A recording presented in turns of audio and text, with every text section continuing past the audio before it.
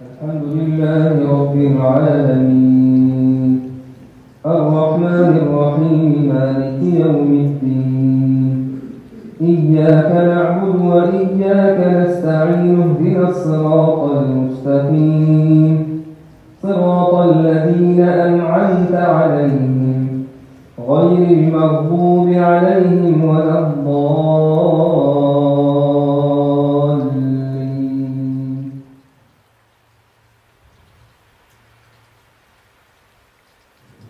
إنا أعطيناك الكوثر فصل لربك وانحر إن شانئك هو الأبتر.